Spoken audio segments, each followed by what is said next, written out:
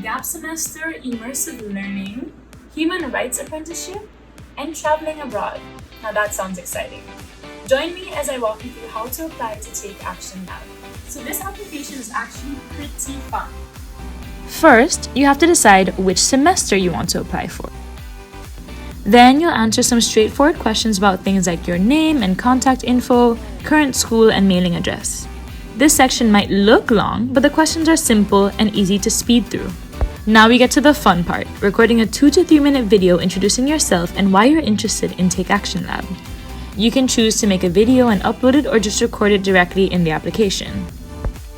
Next up, I'm gonna have to answer a question where I imagine myself being an astronaut, leading a team of people who have to decide whether or not to explore this new planet to discover. It's a creative prompt and there's no right or wrong answer. So you get about 500 words, a short essay question, and you'll get to describe what you would do and why. Okay, here we are at the last question. Tell us about a time when you experienced something new. This could be anything from learning to surf, to attending a new school, to trying a new food. All you have to do is provide a short answer, about 250 words. And then, with a few clicks of the application, it is submitted. That's it! It's that simple. And you can email the admissions team if you have any questions along the way. You got this.